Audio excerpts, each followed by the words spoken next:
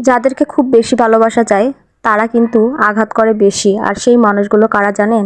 একবারে কাছের মানুষ, কাছের প্রিয়জন, আত্মীয় স্বজন, এগুলোর মধ্যেই হয়, বাইরের কোনো মানুষ হয় না। ওই যে কথায় বলে না, পেটের ছুরিতে পেট কাটে, এরকমই একটা অবস্থা। কাছের মানুষই আপনার ক্ষতি করবে, কাছের মানুষই আপনাকে দেখতে পারবে না। তাদেরকে আপনি যতই ভালোবাসবেন তলে তলে কিন্তু আপনার প্রতি ঠিকই হিংসে করবে, আপনার নামে ঠিকই বদনাম করে বেড়াবে যে আপনি এটা, আপনি ওটা, আপনি খারাপ, আপনি এরকম ওরকম। ভালো দিক কিন্তু একটাও বলবে না, শুধু খারাপ দিকটাই বলবে।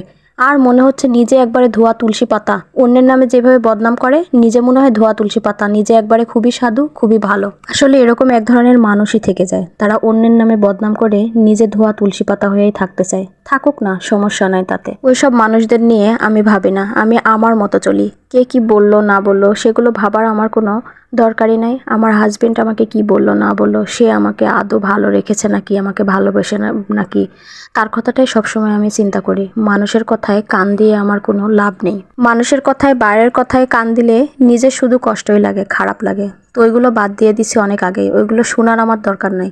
যেটা করলে আমার ভালো লাগবে, মন ভালো হবে, আমি ভালো থাকবো, সেটাই আমি করব। কে কি বললো না বললো তাতে আমার কোনো যাইই আসে না। আমি আমার মতো চলি, আমার মতো বাঁচতে চাই, লাইফটাকে সুন্দর করে সাজাতে চাই, জীবনে অনেক কিছু উপভোগ করতে চাই। আর ইনশাল্লাহ একদিন অনেক বড় হব, অনেক ইনকাম করব, আমারও অনেক কিছু হবে একদিন। তো থাক ওইসব কথা আর বাদ দিয়ে, ওইসব পেঁচাল নাই পারি, তাই না? তা আমাকে এরকম রানী গোলাপি শাড়িতে কেমন লাগছে বলেন তো? একবারে নতুন বউ বউ লাগছে, তাই না? অনেকদিন পরে আবার শাড়ি পরেছিলাম সুন্দর সুন্দর করে ছবি তোলার জন্য, ভিডিও করার জন্য। আর এই সবগুলো করে দিচ্ছিল আমার একটা ছোট্ট ভাই। আর আমি এখানে বসে আছি, আমার কি সাহস দেখেন, পড়ার ভয়ও করতেছি না, একবারে উপরে বসে পড়েছিলাম। যদি বাড়িওয়ালা খালু একবার দেখে এমন চিল্লানি দিবে, ভয়ে ভয়ে বসে আছিলাম খুবই। আসলে একটু ভিডিও ফুটেজ নেওয়ার জন্য আর এই বাড়ির ছাদের স্মৃতিটা রাখার জন্য আর কি এত কিছু করা। কারণ কয়েকদিন পরে এই বাড়িটা ছেড়ে চলে যাব আমরা, হয়তো মাঝে মধ্যে বেড়াতে আসবো, কিন্তু আজীবনের জন্য আর ওইভাবে থাকা হবে না। এই বাড়িতেই প্রথম বিয়ে হয়ে এসেছিলাম আর দীর্ঘ 10 বছর কাটিয়ে দিলাম। এজন্য অনেক মিস করব সবাইকে, আর কি বাড়িটাকেও মিস করব, বাড়ির ছাদকেও মিস করব, সবাইকে মিস করব, আশেপাশে যারা আছে সবাইকে। এখানকার মানুষগুলো না বড্ড ভালো, কারোর সাথে কখনো আমার দুই কথা লাগে নাই, কটু কথা লাগে নাই।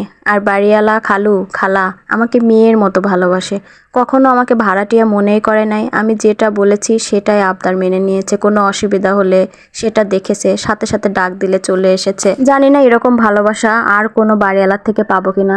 আমার মনে হয় না যে এমন বাড়িওয়ালা আর দ্বিতীয় কোনোটা আছে ঢাকা শহরে।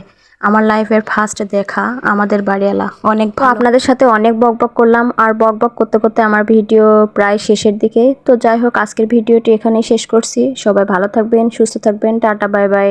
আর সবার সাথে দেখা হবে আবার নেক্সট ব্লগে।